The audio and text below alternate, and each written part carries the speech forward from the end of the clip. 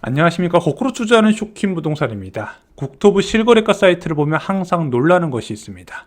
아니 도대체 이런 초급매는 어디서 찾는 거야?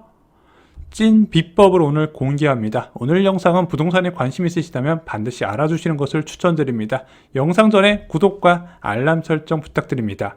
자, 부동산 커뮤니티에 올라온 글이 있습니다. 급매 같은 거 알려주는 어플 같은 거 없냐? 일반 호가 너무 비싸. 자, 왜 이분은 이런 생각을 했을까요? 자, 레미안 2부 34평 매매 호가를 11월 달부터 계속 12억 정도가 유지가 되고 있었습니다. 그런데 12월 10일 날 실거래된 거 봤더니 11억 4천만 원으로 호가 대비 6천만 원 정도 낮게 거래가 됐습니다. 자, 광교 중흥 S클래스 35평 11월 17일부터 계속 15억 전후를 유지하고 있었습니다. 근데 2023년 12월 22일 날 전용 84제곱미터가 13억 9,500만 원, 네이버 호가보다도 무려 1억 낮게 실거래가 체결이 됐습니다. 이상하다. 나도 여기 알아봤는데 급매 분명히 없다고 했는데 여기 집주인들 돈 많다고 야 급매 싸게 안 판다고 그랬는데 야 누구는 1억 싸게 샀네? 도대체 이런 급매 어디서 알아보는 거야? 이제부터 비밀을 공개합니다. 자, 초급매를 잡기 위해서 제일 먼저 알아야 될 게 있습니다. 광교 지역에 지금 거래 많이 터지는 자연의 힐스테이트 하나 볼게요. 자, 여기 2월 달에도 거래 3건, 1월 달에도 무순이 많이 등록됐습니다. 실거래 내역을 봤더니 타워형은 13억 후반대에 많이 거래가 됐고 판상형 같은 경우는 14억 초반에 실거래가 됐습니다. 그럼 현재 실거래가 어느 정도 찍히는지 좀 이해가 되시죠? 자, 근데 급매를 잡기 위해서 제일 먼저 알아야 될 거 자연의 힐스테이트에서 중복 매물 빼고 73개 매물이 있습니다. 자, 이 아파트의 가격대별로 분류를 해봤더니 13억 5천부터 14억 미만은 4건이었고요. 14억 이상 14억 5천은 27건, 그리고 14억 5천 실거래가와 한참 많이 차이 나는 매물은 42건이나 됐습니다. 현재 실거래가에 근접한 매물은 5개가 채 안 되는데 이 5개도요 대부분 저층이거나 새낀 매물이 차지하고 있다는 거죠. 자, 여기서 매도자와 매수자의 인식 차이가 나타납니다. 그걸 기본적으로 아셔야 돼요. 자, 매수자는 실거래가 찍혔네? 이거 시세구나. 근데 나는 시세보다 더 싸게 사고 싶다. 이런 생각을 100% 하실 수밖에 없어요. 근데 매도자는요, 매수자하고 다른 생각을 해요. 실거래가는 급매다. 급매가 나갔으니까 누군가 급한 사람이 팔았으니까 이제 그거 없어. 이제 가격이 오를 거다. 매수자하고 매도자하고 생각이 이렇게 다르다는 겁니다. 거래량이 줄었다가 다시 늘어나는 단지는요. 그럼 기존 실거래가보다 낮은 가격을 찾기 어렵다는 뜻이 되는 겁니다. 왜? 그 아파트 단지에서 급한 사람 순으로 판 거예요. 자, 그래서 위례 센트럴자의 예를 들어볼게요. 2017년 6월에 완공된 1413세대 대단지 아파트입니다.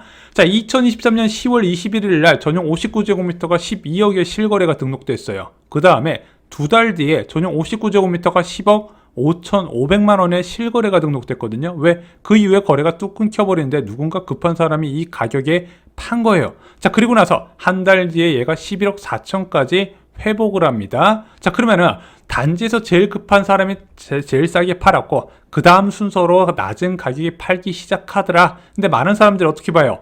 이 실거래 내역 보고 이 가격 오면 연락 달라고 하죠. 근데 매도자들은 이 가격까지 낮출 의향이 있어요, 없어요? 전혀 없다는 거죠. 왜? 얘는 이미 끝난 과거일이라고 생각을 하는 거예요.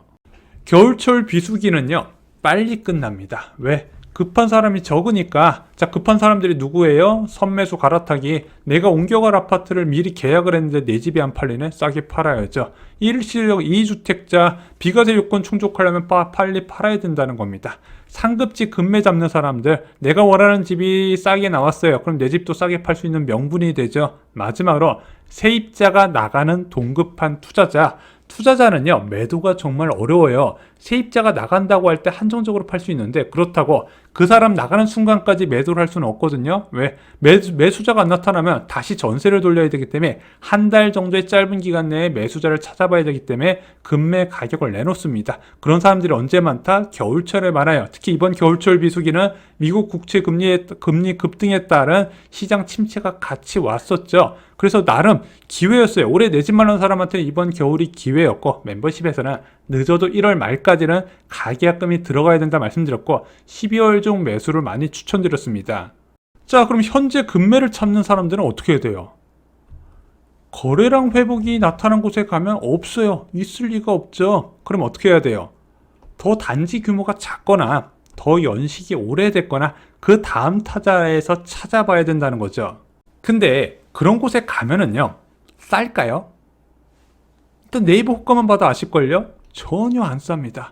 아니, 왜 거래도 없고 사람들이 안 사는데 안 싸지? 공인중개업소 가면 이 사람들은 돈 많아서 싸게 안 팔아요. 근데 절대 잊으시면 안 됩니다.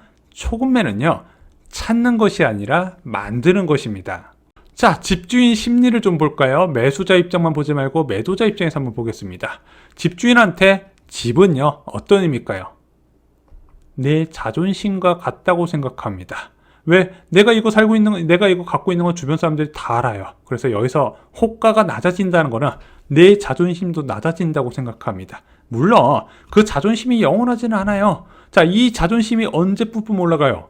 사는 사람이 많을 때. 근데 사는 사람이 없어요. 자존심이 쪼그라듭니다. 그래서 거래량이 장기간 적다면 마음의 준비를 어느 정도 해요. 왜? 집이라는 게 우리 집값만 높게 받을 수 있는 게 아니라 어차피 다 유기적으로 연결되어 있거든요. 그럼 그 지역 대장 아파트 가격이 좀 낮게 거래되면 나도 좀 낮춰야겠구나 생각을 해요.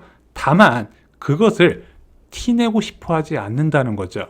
그래서 정말 살 사람이 오면 후하게 깎아줄 생각도 있어요. 근데 재밌는 게 내 마음이 소문나는 것은 싫어요. 그래서 어떤 케이스를 제일 싫어한다? A부동산에서 전화 왔어요.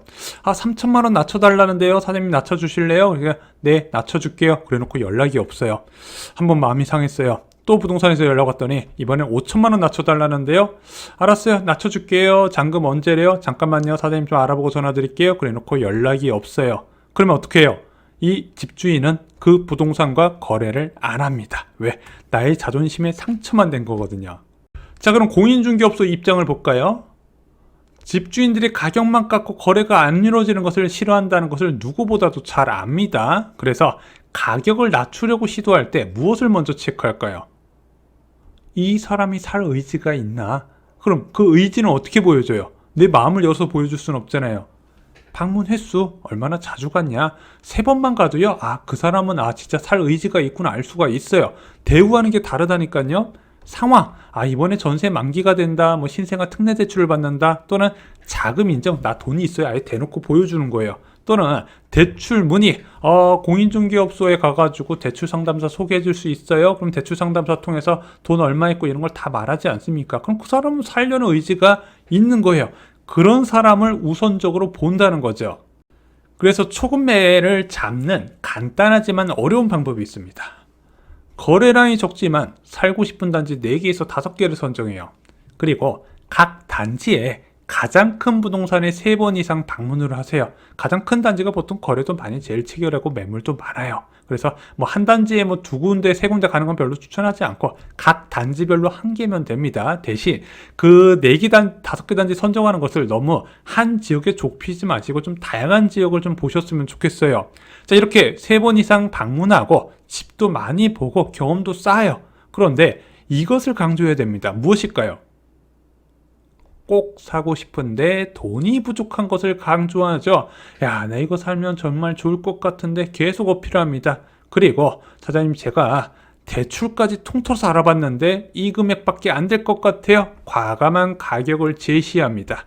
자, 이렇게 과감한 가격을 제시하면 그 다음부터는 공인중개업소에서 알아서 하는 공인중개업소의 역할이에요. 자, 그러면 어떤 곳은 오케이 해줄 것이고 어떤 곳은 말도 안 된다 그러면서 전세를 놓을 것이고 어떤 곳은 여기서 약간 올려주면 어떻게 해요? 딜이 들어올 겁니다. 그렇게 해서 4개, 5개 단지에서 딜을 보고 결정을 하시면 되는 겁니다. 초급매는요, 줍는 것이 아니라 만들어지는 경우가 더 많다는 거 잊지 마시기 바랍니다. 자, 금매 못 잡는 사람들 보니까 특징이 있더라고요. 첫 번째, 통보형.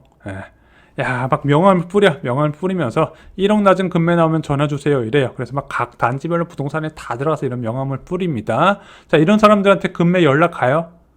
거의 안 갑니다. 왜? 그 낮은 금액 만들어 오면요, 안 살 가능성이 높다는 걸 그 사람들이 더 잘 알아요. 두 번째, 분노형입니다. 이거 단합이야. 막 부동산에 가서 그렇게 화를 내요. 화내지 마세요. 왜냐면 이제 어차피 내 집 마련해서 이제 동반 관계에 있는 사람이기 때문에 공인중개업소 이야기를 100% 철석처럼 믿고 진행할 필요는 없지만 그렇다고 가서 화내서 잘 될 리는 없다는 겁니다. 마지막으로 전화형 안 가요. 안 가고 전화만 주구장창해요. 좋은 게 만들어질 가능성이 적다는 겁니다. 생각보다 초급매를 만드는 과정이요. 은근 굉장히 유대관계가 형성돼야 되고 커뮤니케이션도 이어질 필요가 있다고 저는 생각을 합니다. 여러분들 금매를 잡았다는 경험을 공유해 주세요. 저희 쇼킹부동산 가족분들 중에 많이 계시죠? 여러분들의 경험이 저에게 큰 도움이 됩니다. 오늘 영상이 도움이 되셨나요? 도움이 되셨다면요, 좋아요와 그리고 주변에 내 집 마련 준비하시는 분들께 공유해 주시면 큰 도움이 되실 겁니다. 이상으로 영상 마치겠습니다. 감사합니다.